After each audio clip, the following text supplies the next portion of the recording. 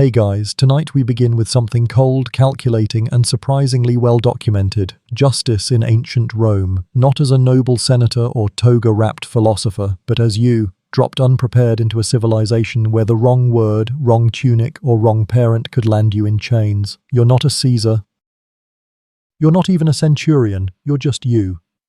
Probably tired, slightly hungover from watered-down wine, and about to learn that Roman justice doesn't believe in warnings. So before you get comfortable, take a moment to like the video and subscribe, but only if you genuinely enjoy what I do here, and let me know in the comments where you're tuning in from and what time it is for you. It's always fascinating to see who's joining us from around the world. Now, dim the lights, maybe turn on a fan for that soft background hum, and let's ease into tonight's journey together. You wake in your insula, Rome's version of an apartment block. 3rd floor, because anything higher might collapse if someone above you sneezes too hard. Your bed is straw-stuffed, your blanket smells like a damp dog, and the walls are thin enough to hear your neighbor reciting last night's argument in his sleep.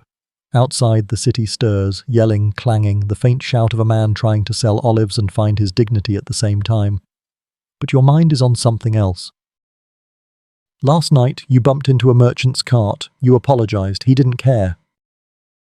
Now you're wondering, was that guy someone important? Because in Rome, wronging someone with power was basically a hobby that ended with your body parting ways with itself. See, Roman justice wasn't about fairness. It was about order, public order, the kind where punishment had to be visible, theatrical, and occasionally poetic. You steal bread, and if someone decides to make an example of you, your sentence might include a hot iron and a cheering crowd. Citizens got trials, non-citizens got spectacles. And today, you are somewhere in between. You head outside, wary of bumping into anything, cart, senator, or donkey. Every wall is plastered with official notices. New edicts, new laws, new names of people who've suddenly disappeared. The forum is buzzing with gossip. Someone's been arrested for defacing a statue. Someone else is awaiting judgment for accidentally letting their goat chew a sacred olive tree. You're not joking. That's actually a capital offence. You wander past the law courts, large open structures packed with togaed men yelling Latin at each other like it's a competitive sport. Trials here aren't quiet affairs. They're theatre. The wealthy bring poets to speak in their defence. The poor just bring themselves, or they don't bother coming at all. Somewhere nearby, a man is being flogged. For what? Doesn't matter. Could have been gambling. Could have been shouting during a religious procession. Could have been that he looked at the wrong Vestal Virgin too long. Your job today is to keep your head down, literally. Eye contact can be risky, especially with the wrong official, or a magistrate having a bad day. They don't need much. A nod, a rumour. A bribe from someone who hates you. That's enough. You make your way to the bathhouse. Not for relaxation, for gossip. The steam rooms echo with whispers about new punishments, harsher than before. A thief had his tongue pierced. A forger had his hands broken. A man who insulted the emperor's horse is now working in the mines. Probably forever. Historians still argue whether these punishments were more about deterrence or theatre, but for you, it's not academic. It's Tuesday. As you dry off with a cloth that smells like every other person who's ever used it, you realize justice here isn't blind. She sees everything. Especially if you're poor, especially if you're alone, and especially if you don't know which senator is currently married to which Vestal's niece. You return home before dark. The streets change after sunset. Less law. More interpretation. Someone's shouting about a stolen jug. Someone else is running. You don't run in Rome unless you're guilty, or about to be blamed for something someone else did. Tonight, you sleep light. Your chamber pot still warm in the corner, your blanket curled tight around your shoulders. You're not safe. Not in the legal sense, but you're home, you're quiet. You're forgettable. And in Rome, forgettable is the safest legal strategy of all. Section 2. The next morning, you're already awake before the sun hits your broken window cloth because someone outside is yelling about barley prices like it's an emergency. You stretch, slowly, because you slept on a straw mattress that poked you all night, and also because Roman walls don't hide sound, and the neighbour couple had opinions, loud ones with hand gestures. You didn't see the hands, but you heard the wind from them. Today you're walking past the Forum again, not because you want to, but because it's on the way to the bakery and you're desperate for a chunk of stale panis rusticus. But your eye catches something new. A man chained to a post, face swollen, bleeding, but alive. He's muttering something. Could be Latin, could be regret. A wooden placard hangs around his neck. The charge? Perjury. Welcome to Roman Law 121. Roman justice, like Roman roads, was designed for speed and display. You broke a law, you paid for it, visibly, audibly, and usually with a little humiliation on the side. The 12 tables, the backbone of Roman law, were posted for all to see. That doesn't mean everyone could read them. Literacy wasn't required. Rumour did the job faster. And it wasn't just about what you did, it was who you were when you did it. You see, justice in Rome operated on sliding scales. Citizens versus non-citizens, rich versus poor, patron versus pleb. A patrician accused of fraud might face exile, a plebeian who did the same might lose a hand, a slave might lose their life, and everyone else is in their household just in case. Let's say you're accused of theft, not proven, just accused. If you're wealthy, you can hire an orator, not a lawyer, an orator. A professional speaker who will make your case with more flair than fact. They'll quote Virgil, appeal to family honour, even cry on command. If you're poor, you speak for yourself and you'd better be charming or attractive or very good at crying. Now suppose you're actually guilty. You stole a loaf of bread. The baker catches you, drags you to the local magistrate. What happens next depends on the magistrate's mood and how recently he had wine. You might be whipped.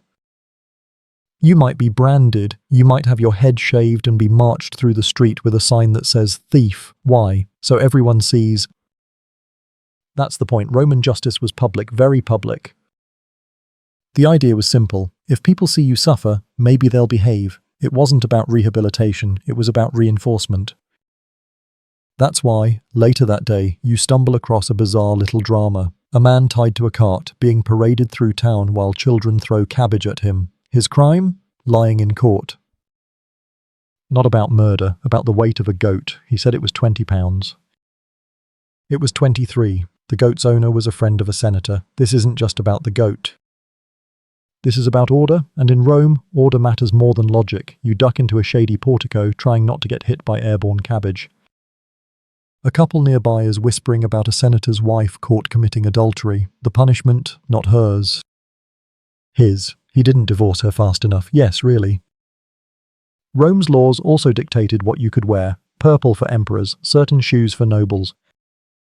You wear the wrong sash, someone might accuse you of impersonating the elite. That's not a slap on the wrist, that's public flogging, or exile if you're lucky. And heaven help you if you accidentally insult the emperor, even by statue proximity. You walk past a bust of him and sneeze too loudly. Someone could claim it was sarcasm. Now you're on trial for treason, and the outcome, probably a very short walk to a very tall drop. Historians still argue whether Roman law was more advanced or more absurd. It codified property rights, protected contracts, and gave us legal principles still quoted today. But it also let a wealthy man avoid execution for murder by paying a fee, while a hungry man got branded for stealing half an onion. As the sun begins to dip low, casting long shadows through the colonnades, you make your way back home, pockets empty, feet sore and mind racing. Every step in Rome is political, every look might be evidence. Every casual remark is one Senate rumour away from becoming a capital offence. You pass the same man tied to the post. He's asleep now. Or unconscious, it doesn't matter. Tomorrow he'll be gone. Someone else will take his place, and the system will keep churning, teeth sharp, smile polished. You duck your head, keep walking, and rehearse your most innocent face. Because in Rome, even looking guilty might be your greatest crime. Section 3. You rise early the next day, not from ambition, but from the clamour of sandals slapping stone outside. Voices echo down the alley. A crowd's gathering. You slip on your worn tunic, damp from last night's humidity, and shuffle toward the noise. Something's happening near the Appian Way. You follow the sound like a moth drawn to misery. Then you see it, a wooden cross. Freshly erected, tall, heavy. Ugly. At its base, a man is tied, arms outstretched, ankles bound, his body shaking against the morning chill. He's not nailed yet, that comes later. For now the soldiers are preparing. A hammer, iron spikes. A bucket of water, not for mercy but for show. You're witnessing crucifixion, the Roman Empire's most dramatic punctuation mark. Crucifixion wasn't just a punishment, it was a public message written in blood and agony. It wasn't for Roman citizens, oh no. It was for slaves, rebels, bandits, and the unlucky nobodies who had no status, no connections, and no chance. The dirt beneath the cross becomes their final address. The man writhing there. A runaway slave, they say, caught 3 towns over, accused of theft and attempted rebellion. The rebellion part is dubious. The theft part is small, but Rome doesn't do nuance when fear works better. Crucifixion was chosen not just to kill, but to stretch death across time. Slowly, visibly, there are no fast endings here. The condemned could hang for hours, sometimes days, sunburned, dehydrated, picked at by birds, mocked by children. The cross was Rome's loudest whisper. This is what happens, it said. This is what you are if you forget your place. You step back as soldiers begin the nailing. One holds the man's arm steady, the other raises the spike. The sound it makes, iron through flesh, then wood, is a dull, terrible crack. The man screams. So does someone in the crowd, maybe his wife. Maybe just someone who thought they could stomach this and now knows better. The worst part? This isn't rare. You've passed crucified men before, along roadsides, outside city gates, on hills where the wind never stops. Rome stages these like grim garden ornaments, constant reminders of state power. And not just for crimes, slaves could be crucified for insulting their masters, for breaking a tool, for being nearby when something went missing. The logic was simple. Pain makes loyalty. Historians still argue about the origin, Persian influence. Carthaginian, either way, Rome refined it, perfected it, institutionalized it, made it policy and art. You move on because the smell is coming. Blood, sweat, fear, but also something deeper, finality. As you walk past, you catch the man's eyes. He's young, maybe your age, maybe younger. He sees you seeing him, and in that second you share something terrible, understanding. You reach the bakery.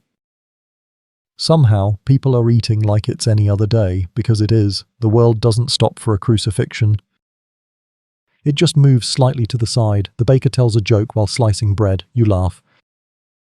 A short, brittle laugh. Then carry your breakfast away with shaking hands. Later that day, as you haul water from the public fountain, you overhear 2 women talking about another crucifixion, this one scheduled for tomorrow. A thief, or maybe a runaway, maybe someone who insulted a tax collector. The details blur, the ending doesn't. At home, as dusk filters through the cloth-draped window, you light a small lamp and try not to think about the man on the cross. But you do. His scream threads through your memory like smoke, unshakable. And you realize, in Rome, death isn't always private. Sometimes it's a performance, and sometimes, if you're very unlucky, it's your turn to be the show. Section 4. By the next morning, Rome is already hot, thick, still air-pressed between tenement walls like laundry left out too long. You pass a temple guard fanning himself with a palm frond and walk faster, because today you're headed to a place nobody wants to be, the lower courts, where rumours have whispered about a sentence so strange you had to see it for yourself. They say someone's getting the sack. Not a metaphor, a literal sack. When you arrive, the crowd is smaller than for a crucifixion, but not by much. People lean forward, curious. A few vendors are selling cheap wine and olives because even executions come with snacks in Rome. You push through until you can see the centre of the courtyard. There, in front of a magistrate with the deadpan expression of someone who's sentenced too many people before lunch, stands a man in his 30s, shaking, pale, knees barely holding. His crime? Parricide. He killed his father. That, in Roman eyes, is not just murder, it's sacrilege. It's an abomination against the gods, the state and family, all rolled into one steaming catastrophe. And for that, there's only one punishment, poena culi. The sentence is recited aloud in cold, formal Latin.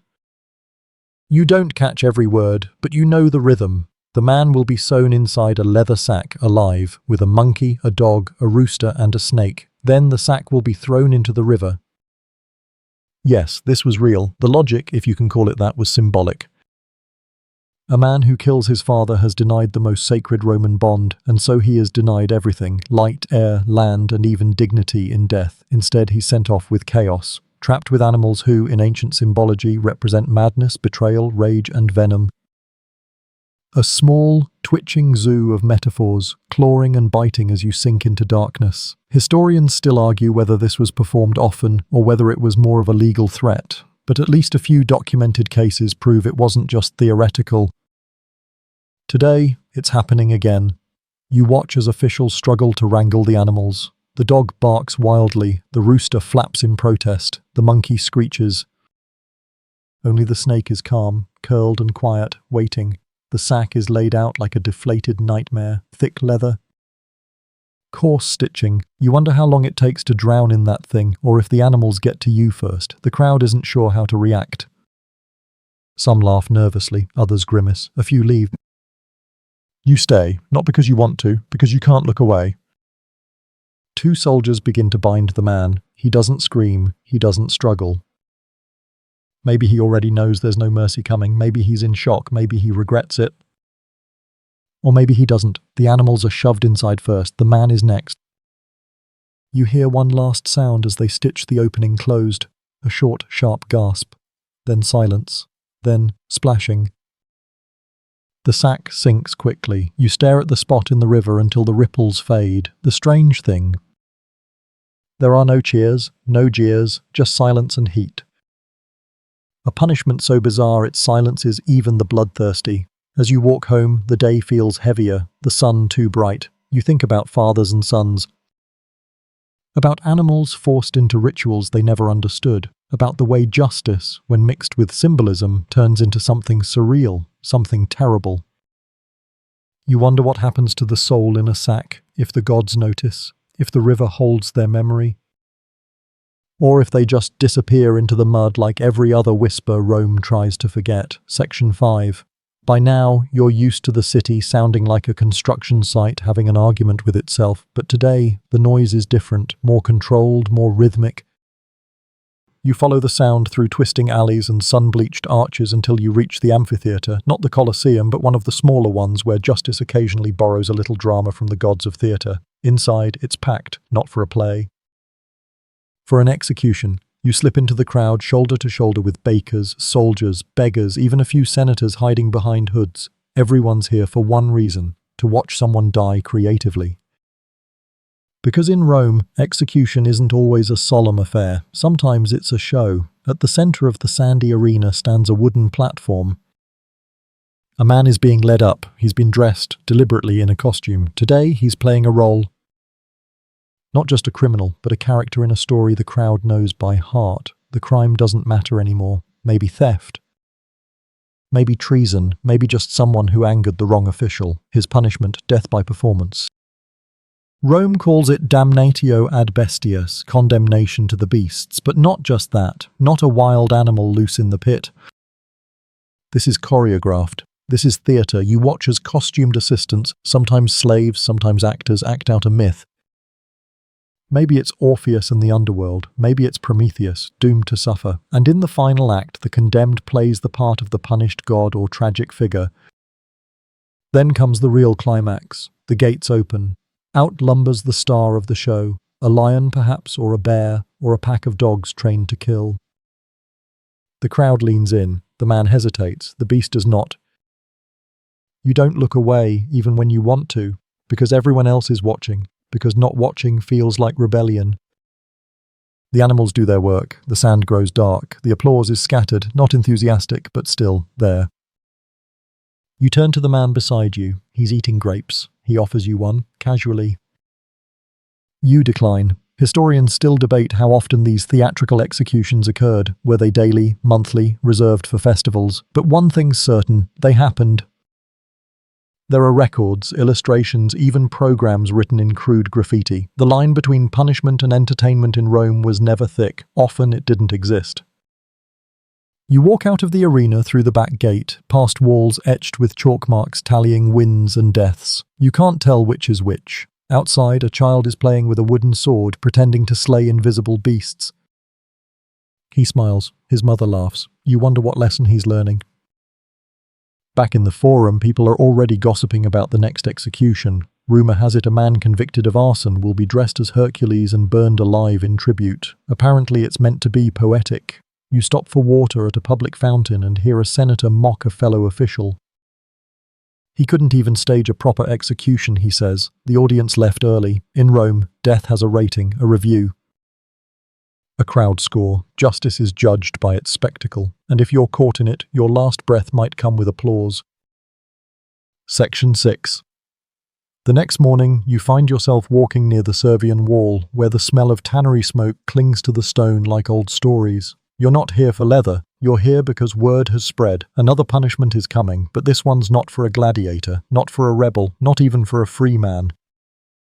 It's for a slave. The crowd is smaller than yesterday's spectacle, fewer vendors.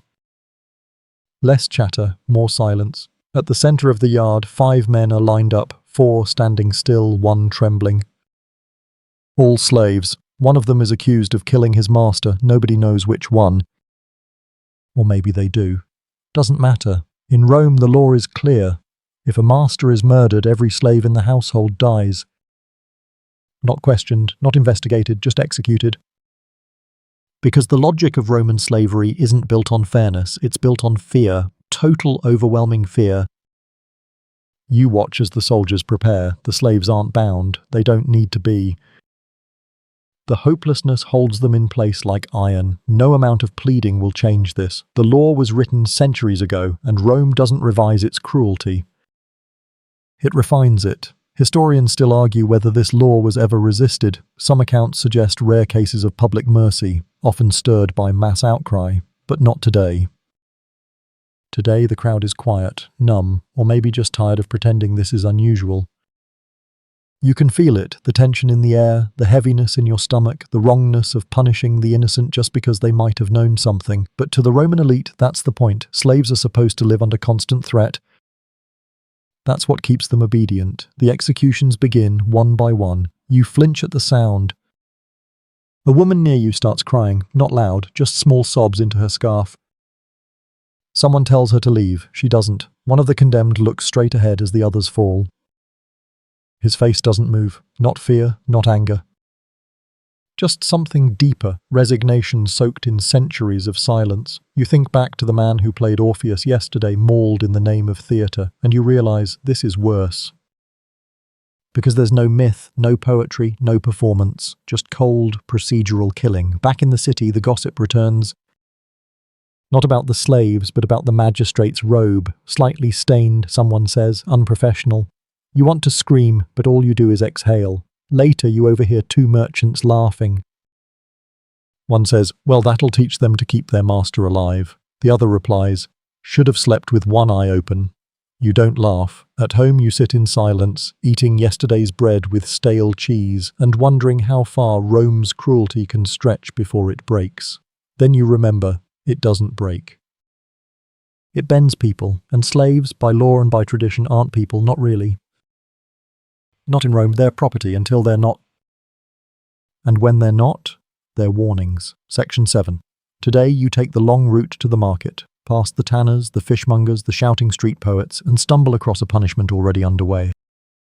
Not an execution, not a spectacle, something quieter. More intimate. A young man sits on a bench, arms tied to the posts behind him. His face is bloody.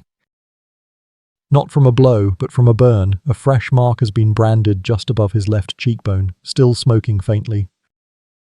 You recognize the shape. It's the letter F, for furum, thief. In Rome, not all punishments end in death. Some follow you for the rest of your life, branded, mutilated, publicly altered so the world never forgets what you did, or what you were accused of doing. You watch the crowd around him, no jeering, just eyes. Judging, avoiding, and worst of all, remembering.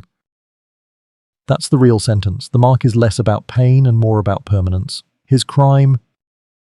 Stealing a tunic, a used one no less. You pass that detail around like a splinter in your mind. A strip of linen now costs him his face. Historians still debate how common branding really was. Was it frequent? Was it only for repeat offenders? What we do know is this. It wasn't hidden. That's what mattered. Rome didn't just punish you, it made sure everyone saw the results. Sometimes the branding went beyond the face, hands, arms, even the forehead. Imagine trying to live a quiet life with the word slave, thief, or traitor seared above your brow. Your body becomes your criminal record. Other times, mutilation was the path. A thief might lose a finger, a fraudster, a hand, a runaway slave, their ear, or worse. The worst part, no appeal, no revision. Once gone, always gone. You try not to look too long at the branded man. He meets your gaze anyway. His eyes aren't angry. They're hollow, like something's already been removed from inside, not just outside. You walk on. Not far from the market, you pass a woman selling amulets, tiny bronze charms shaped like eyes, hands, animals. One is a small, clenched fist. She tells you it wards off the evil eye. Another is shaped like a tongue pierced. You ask what it's for. Liars, she says with a shrug, or people who speak out of turn. You wonder who wears it more often, victims or survivors. Later, while picking through wilted vegetables, you overhear two vendors argue. One threatens to report the other to the aediles. The accusation, adulterating wine. Mixing water into the barrels. It's a big deal in Rome, a very big deal. The punishment? Not death usually, just a public flogging. Maybe a branding, maybe exile if the official gets offended and has a flair for drama. You return home with less food than you hoped for and more questions than you can carry. You wash your face, stare at yourself in the basin's rippling water and imagine, if you were marked, what would they burn into your skin? Would it be fair? Would it be accurate? Would it even matter? Because in Rome, what's carved into your flesh matters more than what's buried in your truth. Section 8. There's a breeze today, a rare, dry breath sweeping through the stone bones of the city. You follow it uphill past temples and time-worn alleys toward the Capitoline Hill, but you're not visiting the gods, you're heading for the edge. The Tarpeian Rock waits there, as it always has, a steep, jagged cliff that doesn't look like much until someone gets pushed off it, and today, someone will. You arrive just as the prisoner is being led up the final steps, hands bound, flanked by two guards in dusty leather. He doesn't resist. You wonder if he even knows what day it is. There's a crowd, of course, there always is, but this one's quieter. Watching a man fall to his death doesn't inspire cheers, just anticipation and gravity. The man's crime, treason, or at least that's the official word. Rome had a flexible definition for treason, spoke too bluntly, called a senator corrupt. Questioned a grain tax during a bad harvest. Welcome to the Cliff Club. The Tarpeian Rock isn't grand. It doesn't need to be. The fall is short, maybe 75 feet, but the landing is all stone and shame. You don't survive it. That's the point. You don't even get buried properly. Your body's left as a warning. According to legend, it started with a woman, Tarpeia, who betrayed Rome to its enemies. Her reward? Being crushed by the shields of the very soldiers she tried to help. The Romans, inspired by poetic cruelty, named the cliff after her and turned it into an execution site for fellow traitors, a story wrapped in a fall. Historians still argue how often it was used. Some say only for the most serious offences. Others claim it was symbolic, a threat more than a sentence, but today it's very real. You step back as the man is brought to the edge. He doesn't speak, doesn't beg. He just looks out over the city one last time. The sun catches his profile, and for a moment he looks almost noble. Then the guards lift, push, release. He disappears like a stone in water. No scream, just the sound, crack, as he meets the ancient earth below. Some gasp, some murmur, a few glance away too late. You don't move. You're thinking about how easy it is to fall in Rome, not just off cliffs, but through favour, through standing, through protection. One wrong word, one missed bribe, one unlucky witness. As the crowd disperses, you overhear a senator explain to his companion, "The rock's more civilized, keeps the streets clean." You don't respond. You walk down the hill slowly, past the forum, where life continues like nothing happened. A child chases a dog, a woman argues about olive oil, a drunk sings badly under a statue of Mars. But the rock stays behind you, always there, waiting. Watching, because in Rome justice doesn't just hang over your head, sometimes it pushes. Section 9, you're back near the Colosseum today, not for a spectacle, at least not one of architecture. There's a buzz in the air, restless, expectant, something primal. A new execution is scheduled. This one's different. The condemned isn't to be hanged, beheaded, or hurled from heights. No. Today, the animals get their turn. You press into the crowd and find a place along the stone balustrade, the worn marble still warm from the sun. Down below, the arena is raked smooth, a perfect canvas for chaos. A man is kneeling at the center, shackled, his tunic torn and damp with fear. His eyes dart, not at the crowd, not at the executioner, but toward the gate, because everyone knows what's behind that gate. A lion, or two, sometimes a leopard. Maybe a bear if they're feeling theatrical. Rome doesn't just kill you, it lets something wild do it while a few thousand of your neighbors snack on olives and cheer for blood. The crime? Arson. The punishment? Damnatio ad bestias, condemnation to the beasts. A man near you whispers, he burned a granary. Someone else mutters, he insulted the emperor's statue. No one knows. No one cares. The gate creaks, and out it comes. Not roaring, not charging, just walk. Muscles sliding under golden fur. A lion, massive and calm, eyes like fire held at a polite distance. The crowd falls into a hush, 1,000 held breaths waiting to exhale. The condemned sees it too late, tries to crawl backward, chains rattling, dust choking the corners of his voice. The lion pauses, looks at him, then moves. What happens next is not quick. It's not noble, it's certainly not clean, but it is deliberate. And the crowd, ever practical, applauds. You don't, not because you're braver, but because your stomach is folding in on itself. You look away, then look back, because something in you refuses to pretend this isn't happening. Historians still debate the training of these animals. Were they starved first? Agitated? Did the Romans encourage specific attacks or simply let nature take its course? There are carvings, letters, eyewitness accounts. What they all agree on is this: it wasn't justice. It was theatre. You watch the aftermath, guards pulling the lion away, slaves rushing in with rakes and sand, smoothing over the scene like a child erasing chalk from a slate. Soon, another performance will take its place. You leave quietly, the noise fading behind you. Outside, life goes on, bread is baked. Deals are made, children play in the dirt, and somewhere in the back of your mind you can still hear the man screaming. Or maybe it's the lion, or maybe, by now, you can't tell the difference. Section 10. You're walking past the forum again when you overhear a pair of men in fine cloaks arguing, not about politics, not about wine, but about execution preferences. I'd rather take the sword, one says. Oh, but only if you're a citizen, the other replies, rolling his eyes. Otherwise it's the cross. And there it is, a casual reminder of Rome's most sacred legal divide. Not between good and evil, guilt and innocence, but citizen and non-citizen. You keep walking, eyes low, because in Rome your punishment depends on your paperwork. Citizenship is armor, invisible but powerful. With it, you can appeal to the emperor. You have a right to a formal trial. You can't be tortured, at least not legally. And most importantly, if you're sentenced to death, it'll be by beheading. Quick, clean, and quiet. No crosses. No beasts, no theatrical agony in front of a howling crowd. Beheading was the gentleman's exit. But for non-citizens, freedmen, foreigners, slaves, anyone who didn't make the list, justice is spectacle. You're not just punished, you're paraded. Humiliated, displayed like a broken piece of furniture no one can throw away fast enough. You pass a small shrine where someone has laid out a set of broken manacles and a half-melted wax figure.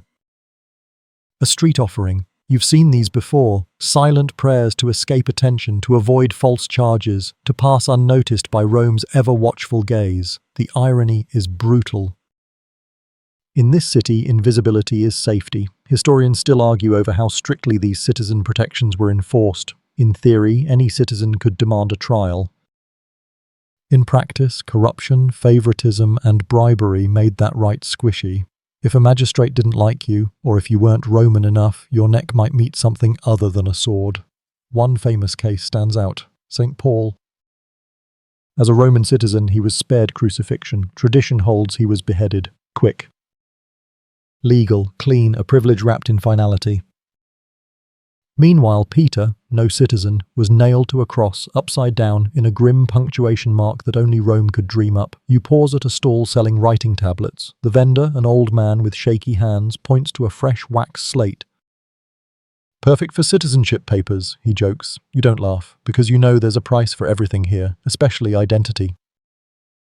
Back home, you stare at your own name scratched onto a wooden tag above your doorway, not a passport, not a decree. Just 4 crude letters. You wonder, if you were accused of something tomorrow, would those letters be enough? Would they buy you a clean blade? Or would they buy you a crowd? Section 11. You're in the Subura district today, Rome's noisy, boiling pot of taverns, brothels and alleys with opinions. It's where rumours walk faster than feet, and truth tends to trip on uneven cobblestones. Today's rumour is simple. Exile. Someone powerful has fallen out of favour, no execution. No flogging, just a one-way ticket to nowhere. You pause outside a wine shop where 2 men are mid-argument over where he's going. Sicily, one says. No, some island full of snakes, the other counters, waving his cup for effect. Exile sounds like a dream to the poor. To you. Sunshine, sea air. A quiet cottage far from Rome's chaos, but in truth, exile is not escape, it's a slow erasure. When Rome exiles you, it's not a vacation. It's a banishment from everything, your home, your name, your network. And the punishment fits the crime in that special Roman way, symbolic, theatrical, and absolute. You stop at a public notice board squinting at a fresh decree. A senator stripped of titles, ordered to leave within 24 hours, no appeal. No explanation, it just says, for the protection of the state, a phrase so flexible it's almost poetry. Historians still argue how voluntary exile really was. In many cases it was offered as a choice. Accept death or leave. You can guess which most people picked, but that choice comes with strings. Your property is seized, your family shamed, your portrait scratched off walls. Damnatio memoriae, the condemnation of memory. Rome doesn't just exile the body. It erases the idea of you. You pass a woman burning a small painting in her courtyard. Her husband, gone 3 weeks now. His name, banned, his face, an offence. She drops the ashes into a clay pot, adds salt and walks away. You say nothing. Not all exile is physical. Some are internal. You stay in Rome, but you're cut off. No invitations, no votes, no dinner parties. A ghost at your own funeral. For aristocrats, it might be worse than death, and for others, exile means actual islands. Dry, rocky places where the only neighbours are sheep and silence, no letters, no visits. Just the sound of wind judging you forever. You think of Ovid, the poet, banished to the edge of the empire for a poem and a mystery. He wrote to Rome, begging for return. Rome never answered. Back at home, you unroll your mat and stare at the cracks in your ceiling. You're still here, still in the city, still visible. But in Rome, that can change faster than a falling blade, because if the wrong eyes see you the wrong way, you don't just lose your place, you lose your existence. Section 12. You wake the next morning to the smell of burning pine and the thick hum of a crowd moving with purpose. Something's happening down by the field of Mars, and when Rome moves together, it's usually toward blood or bread. Today, it's blood. You trail the throng until the heat hits your face, a dry, blistering gust from an open pit where someone is being burned alive. You stop just at the edge. No guards hold people back. Why would they? The fire does that. The condemned is bound to a post, a ring of kindling stacked waist high. He's not thrashing, not crying out, not yet. They say he was a priest who defied a ritual, or maybe a senator who spoke the wrong verse in public. The charges blur in the fire's glow. The verdict was clear, death by fire. In Rome, being burned alive was a punishment saved for the worst, or for those who refused to die quietly. It was rare, but when it happened, it was deliberate. You watch the magistrate raise a hand, oil is poured. Flames follow. They climb slowly at first, licking at the wood, testing the air. Then they catch. The man begins to scream, and the crowd does nothing. This isn't a rebellion. It's a performance. The point isn't just pain, it's symbolism. Fire purifies. Fire erases. If you commit a crime so offensive, so unclean in Roman eyes, then the only way to fix it is to reduce your body to ash. Historians still debate how often this was used and for what crimes. Sacrilege mostly, arson, treason with flair. But sometimes it was just political, a message dressed in flame. You back away, the heat pressing into your skin, the smell baking itself into your clothes. You pass someone selling spiced wine and can't imagine swallowing anything right now. Later, you hear someone in the baths remark, "At least it wasn't crucifixion. Fires faster." You wonder if that's true. You wonder if that man at the stake would agree. Back at your home, you light a small oil lamp, the same element, smaller scale. It flickers calmly, comforting, harmless. You stare at it too long, because today you saw what happens when fire isn't a tool, but a sentence, and in Rome, even the flames know who you are. Section 13. You wake the next day to silence. No shouting vendors, no rattling carts. Just the rustle of early wind through open shutters and the creak of the city holding its breath. Something's off. Then you remember, today is a trial day. Not just any trial, a high trial, one with powerful names, armed guards, and an audience that smells like perfume and tension. You head to the Basilica Julia, one of the main law courts in the Forum, carved from marble, arrogance, and the desire to speak louder than the truth. The space inside is vast, echoing columns, polished floors, magistrates in togas lined with purple thread. At the center stands the accused, flanked by advocates and watched by a restless audience. Not a jury, Rome didn't use those the way we do. Instead, judges made decisions, and the crowd offered something more important: pressure. Because in Rome, trials were never just about guilt or innocence, they were theatre. The man on trial is a merchant, accused of forging documents to acquire land. He wears a tunic too nice for a guilty man, and sandals too old for an innocent one. His advocate, essentially a hired voice, is already speaking, arms raised like a conductor at the climax of a symphony. His voice rolls across the marble like wine, smooth, practiced, and just loud enough to sound spontaneous. He references gods. He invokes family honor. He recites lines from Virgil, complete with tears in the corners of his eyes. The magistrate listens, unmoved. Then the accuser speaks. Another orator, this one sharper, quicker, with words like knives dipped in honey.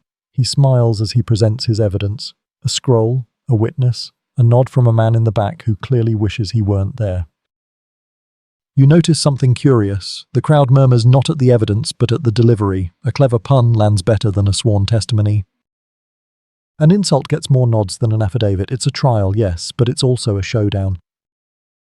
And in Rome, justice often favors the one who can make it rhyme. Historians still debate the objectivity of Roman courts. The 12 tables, the Praetorian edicts, they gave Rome a legal skeleton. But the flesh, that was performance. Bribes helped. Friends helped more. But if you could spin a story that made the crowd laugh or cry, you stood a real chance at surviving. Sometimes the judges even delayed verdicts, not to reflect on the evidence, but to wait and see which way public opinion leaned after the trial. You shift your weight as the trial continues. A woman beside you fans herself slowly, eyes narrowed. "He's guilty," she whispers, "but that man speaks beautifully." You're not sure whether she's talking about the defendant or the advocate. When the speeches end, the magistrates confer. No shouting, no debates. Just soft Latin murmurs and a wax tablet passed hand to hand. Finally, the senior judge stands. Fined 10,000 sestertii. Property seized, citizenship revoked. The crowd claps. Claps. You blink. A man's life has just crumbled in front of them, and they clap as if they've seen a particularly satisfying finish at the amphitheatre. The merchant collapses inward, as if trying to disappear into his own robes. He'll live, but he's finished. No home, no vote. No honor, no chance. You leave the basilica slowly, the din of voices chasing you down the marble steps.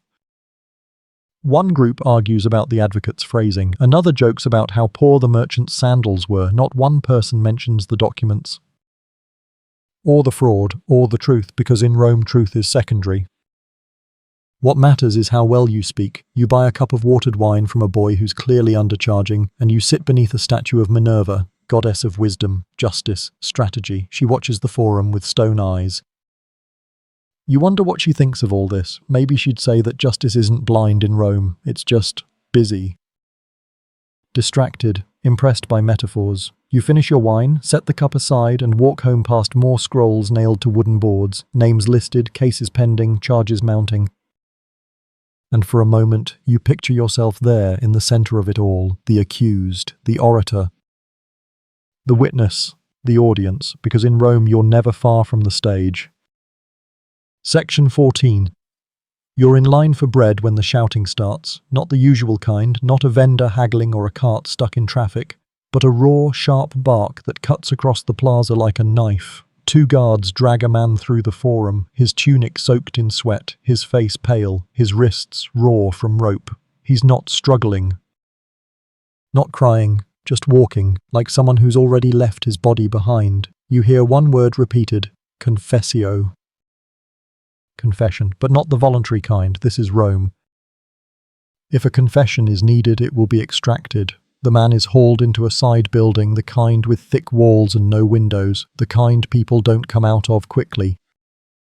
You edge closer, as do others. It's not exactly allowed, but it's Rome. Everything's allowed if you're quiet enough. Through a crack in the doorframe, you see the room, a bench, chains, a brazier glowing faintly, iron tools lined up like questions waiting for answers. This is torture, and in Rome it's legal. Rome doesn't just permit torture, it codifies it. It even has rules, slaves torturable by default. Non-citizens? Go ahead, citizens. More complicated, but not impossible, especially if what they know might affect the state. The idea is that truth under pain is pure, clean, reliable. Historians still argue whether this was more about information or intimidation, whether Rome believed pain actually revealed truth, or whether it just wanted noise to justify verdicts. Either way, the outcome was the same, a broken man and a signed confession. You lean back as the shouting begins inside, a low moan, then a scream. The sound of skin meeting hot metal. Somewhere in your stomach, your bread turns to stone. The bystanders don't flinch. Some even nod in grim approval. Treason, someone mutters behind you. Had papers. Names. Whether that's true or just rumor, it doesn't matter now. Once the process starts, it rarely stops. Torture in Rome wasn't just about pain. It was structured. There were stages, the questioning phase, the examination phase, then the declaration, the formal confession, signed or witnessed depending on how many fingers you had left. And yes, there were guidelines. You couldn't just torture anyone for anything, but if your crime touched politics, the gods, the emperor, or the military, the door swung wide open. Back inside, the screams have stopped. You hear only ragged breathing now. The brazier pops quietly like it's done this before. The magistrate emerges after a while, wiping his hands with a cloth that used to be white. He confessed, he says to no one and everyone. No one asks what he confessed to. You walk away, clutching your bread like it's the last warm thing in the world. That night, you lie awake longer than usual. The fire in your lamp flickers, casting shadows on the ceiling that don't sit still. You keep thinking about that man, what he did or didn't do, what he said or didn't say, because in Rome, confession doesn't mean guilt. It means you stopped saying no. And in a system where silence is suspicious and resistance is rhetorical, saying "I did it" might be the only way to make the pain stop, even if you didn't. You roll over and try to sleep, but the room feels loud now. Every creak of the floor, every whistle of wind, every echo of words you didn't say. You close your eyes and see the brazier again, and you realize that in Rome, sometimes surviving the sentence is just the beginning of the punishment. Section 15. The morning air smells like crushed herbs and old sweat, and the city is already sweating by the time you step out. You're headed toward the Tiber today, not for the view, but for the trial of a tailor accused of something odd, wearing purple. Yes, that's it. You walk quickly, trying to catch up to the story before it slips into gossip. The street is buzzing, not with outrage, but with amusement, because in Rome, what you wear can be treason. At the tribunal near the fabric market, a small crowd has gathered around a man in fraying robes. He's small, hunched, visibly trembling, not because of guilt, but because someone somewhere saw him wearing a narrow band of purple stitched into his tunic's hem, just a few threads. That colour, Tyrian purple, wasn't just rare, it was sacred. Extracted from thousands of crushed sea snails, it dyed fabric the colour of authority, power, and exclusive privilege. By law, only the emperor, his family, and a few very high-ranking senators could wear it. For anyone else, even a touch of it was a declaration, intentional or not. The man says it was an accident. A second-hand tunic, a faded stripe, a dye that bled from another garment. But the accuser, a merchant with a long memory and a short temper, insists otherwise. He claims arrogance. He claims subversion. And so here they are. The magistrate arrives late, looking bored. This isn't murder. This isn't treason in the traditional sense, but it's imperial symbolism, and that makes it dangerous. The tailor tries to speak, but his voice barely rises above the crowd's hum. His advocate, a young man with too much cologne and not enough experience, stammers through a defense that sounds more like an apology. Then the merchant speaks, loud, smooth, with just enough venom to keep things interesting. He walked through the forum, the man says, with his head high and his robe lined in purple. As if he ruled us. There's a pause, a carefully measured one, then the verdict. Stripped of trade, fined 2,000 sestertii, 30 lashes, and the crowd exhales. Not because justice was served, but because something happened, something Roman, public, symbolic, unavoidable. Historians still argue how often such fashion offences were punished. Was it about the colour or what it represented? Purple wasn't just hue, it was hierarchy. It told the world where you stood, and worse, where you thought you stood. Back in the alley behind the market, you watch as the tailor's tunic is cut apart. Literally. Soldiers slice through the purple seam like they're amputating pride. The lashes follow, rhythmic and practiced, not lethal, just enough to mark the moment. Later you pass a fabric vendor selling cheap wool dyed in faded indigo. Safer than purple, he jokes. Blue won't get you killed. You nod but don't laugh. Because you're realizing something that's been true all along. Rome isn't afraid of blood, it's afraid of symbols. The color you wear, the way you walk, the coins in your pocket, all of it signals your place in the empire's massive, humming machine. Step out of rhythm, even by accident, and the gears grind you down without a second thought. Back at home, you sit by your small fire, watching the flame flicker orange, not purple, and you feel relief, not safety. Never safety, just a small sense that, for now, you're invisible, and in Rome, invisibility might be the greatest luxury of all. Section 16, you wake to the sound of metal scraping stone, not a sword, not chains. Shovels, you follow the noise to the outskirts of the city, near the execution grounds, an open space where the grass refuses to grow and the air never forgets. Soldiers are digging. Not graves, but holes, wide, shallow, carefully measured. Something's being prepared, and you, as usual, are not supposed to be here. But no one stops you, because today's punishment isn't designed to be secret, it's designed to be seen. Understood, feared, the condemned hasn't arrived yet.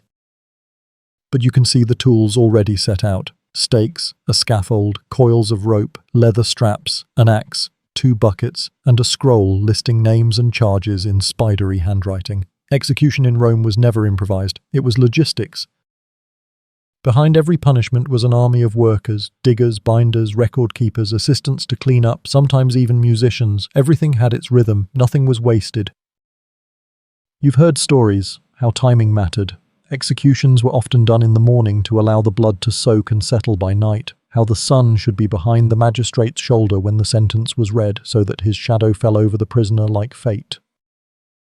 And here, as the sun rises behind a low line of cypress trees, the first cart arrives. A man steps out, thin, barefoot, lips cracked, a foreigner judging by the murmurs. No family present, no advocate, no last words.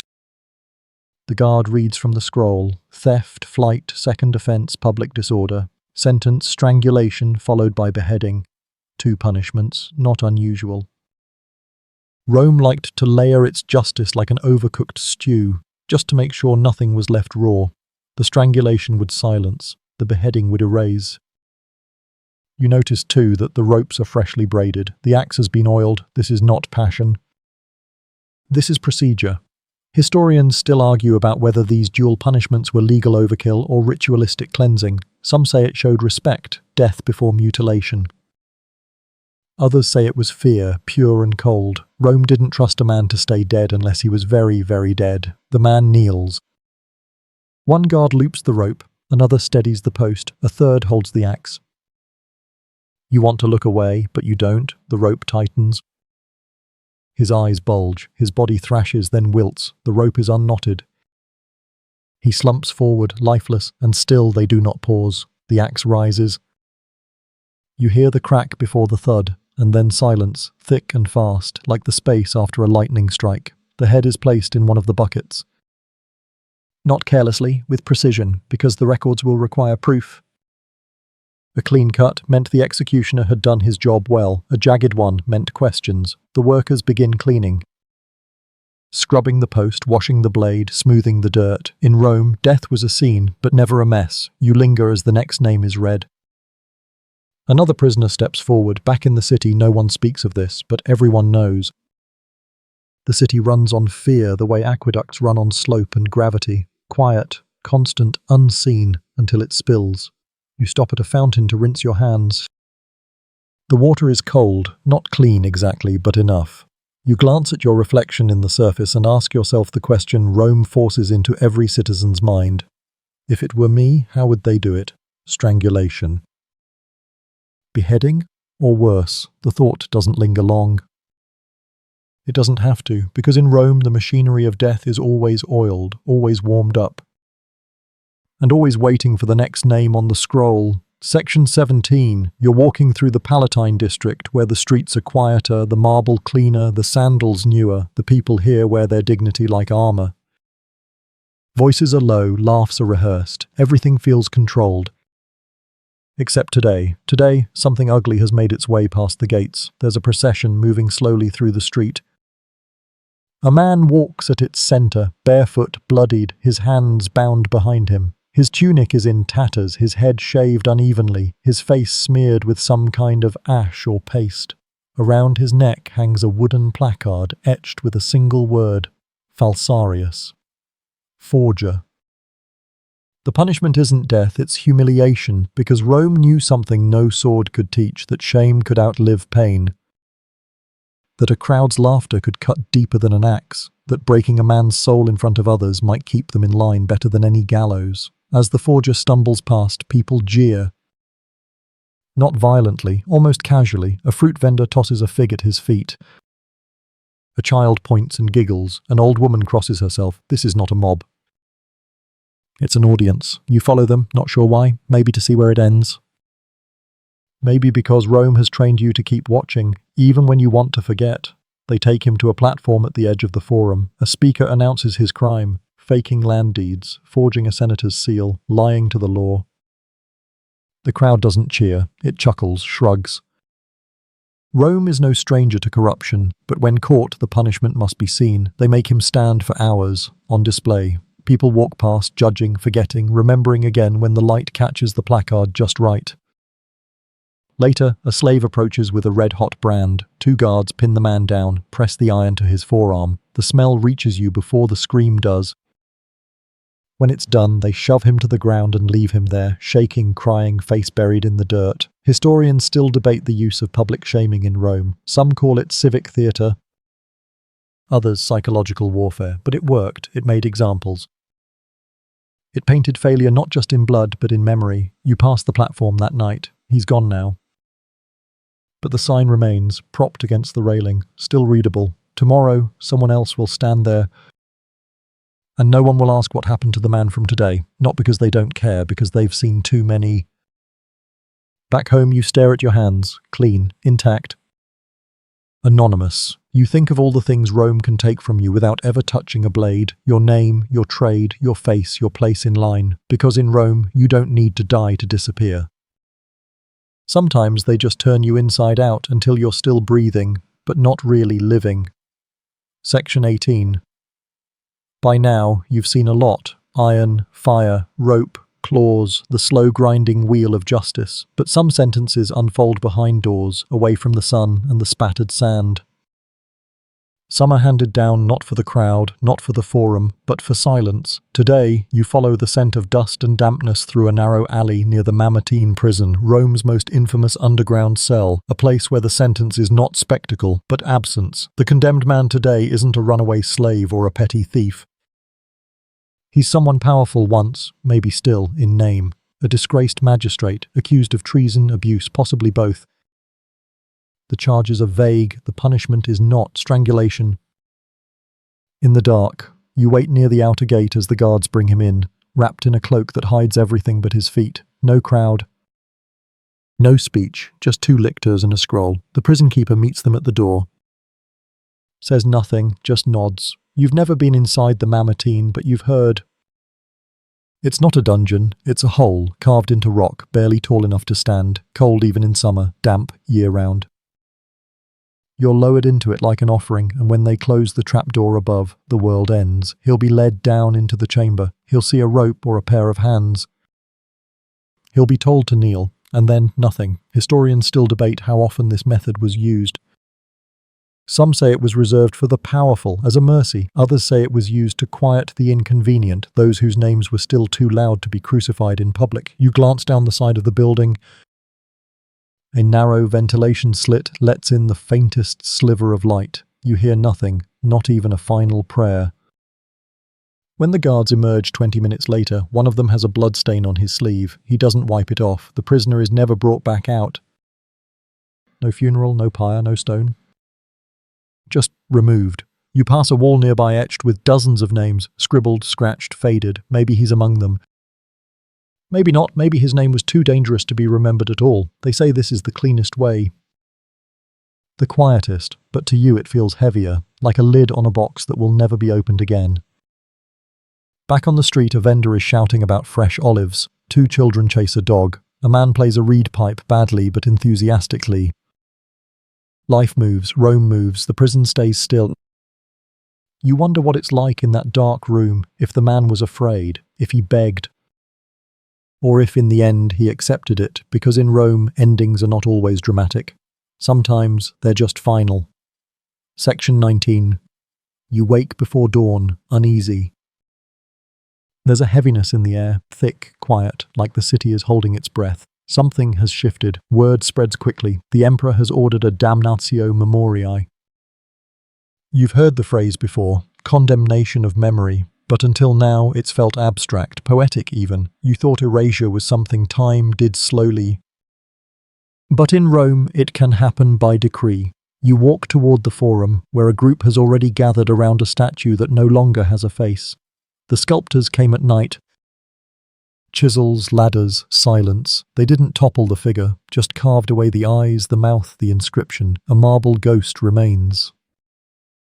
The man, a former general, once praised, now erased. Not just disgraced, unmade, his name removed from scrolls, his images defaced. His property seized, his family forbidden to speak of him, and the punishment isn't only his. It's yours too, because Rome doesn't just kill you, it kills the idea of you. You pass a wall where a relief used to show him leading troops. The soldiers are still there, he's not, a blank space where a face used to be. A scar in stone. Further down, a coin is passed around, his image half scratched off. A boy tries to clean it with his sleeve. His father grabs it from him and throws it into the sewer. Forget that name, he says. You pause. What does that mean, really? To be deleted? To have lived, served, bled for the state, only to vanish under hammer and ink? Historians still argue how effective damnatio memoriae truly was. Some names survived, some resurfaced in whispers. But others truly disappeared, because memory too can die. You stop at a temple and find another erasure. A dedicatory plaque once honouring the condemned general now reads, "To the virtues of the Republic," vague, bland, safe. And yet everyone knows what used to be there, knows, but no longer says. You visit a bookseller's stall and notice that entire pages have been cut from scrolls. Thin slices, neat and cautious, like surgery. The seller shrugs. Outdated histories, he says, not worth keeping. Back at home, you check your own tablet, a letter you once received from a friend in the general service. You stare at the name, etched in wax. Then quietly you scrape it out with the edge of a stylus, not because you want to, because you live in Rome. And in Rome, fear edits faster than ink ever did. That night, you lie in bed with your eyes open, thinking of statues without faces, paintings with shadows where a man once stood. Voices that stop mid-sentence. You wonder if forgetting someone is a kind of violence. You wonder how long it would take for someone to forget you. And you whisper the erased man's name once, under your breath, just to say it, just to let it live for one more moment, then you let it go. Section 20. The final days of the festival bring a strange kind of stillness to Rome. Not quiet, Rome is never quiet, but softer somehow. The streets shimmer with heat, the stones feel heavy underfoot, and the air smells of honey cakes and old oil. You walk slower. Everyone does. There's no execution scheduled today. At least not publicly. But justice in Rome doesn't stop. It just shifts its shape. You find yourself in a small temple courtyard, shaded, half forgotten, open to the sky. There's a low platform near the altar, stained with wine, or maybe something else. A priest speaks softly to a group of officials. Nearby, a man sits alone on a stone bench, pale and upright, eyes forward like he's listening to music no one else can hear. He's not chained, not guarded. But you know what he is, condemned, not to death. Not even to exile, but to removal. His punishment is less physical, more existential. He's being encouraged to take his own life. You've heard of this. When the state wants to avoid a scene, it offers a final compromise. Dignity in death in exchange for silence. A tidy ending. A public note that reads, "He died of natural causes." Even if the cause was fear, pressure, and a quiet dagger offered by a family member. Historians still argue whether these coerced suicides were merciful or monstrous. Stoics praised them as noble exits. Critics called them state-sponsored despair. You watch as the man rises. His steps are measured. He doesn't look back. Someone offers him a cup. He nods. He drinks. No guards, no rope. No axe. Just a man ending himself on someone else's schedule. Later, a small cart leaves the courtyard. Covered, unmarked. The priest returns to the altar, wipes the stone clean, and lights a thin stick of incense. You walk back through the forum, past monuments, shadows, and walls that have seen everything and forgotten nothing. Rome stretches before you, brilliant, brutal, alive in every corner. You think about all the punishments you've witnessed. The ones for crimes, the ones for pride, the ones for nothing at all. And you realize this: in Rome, justice isn't always loud. Sometimes it walks beside you quietly. Sometimes it wears a smile. Sometimes it waits. And when the sun begins to lower behind the Capitoline, the city glows gold for just a moment, like it's trying to make you forget, but you don't. You remember every name, every scream, every erased statue and broken man, because you've seen what happens when law becomes theatre and punishment becomes art. And tonight, you go to sleep knowing something very few people ever get to admit out loud: you survived it. You made it through another day in ancient Rome. Now the sky softens, the firelight flickers lower. Your breathing slows, no more crowds, no more shouts, just the hum of the night pressing gently against the world. The stones are still, the streets are empty, and Rome, for the first time in hours, is quiet. Let your thoughts drift, let the names fade, let the marble grow warm in memory. Tomorrow is far away, and tonight you're safe.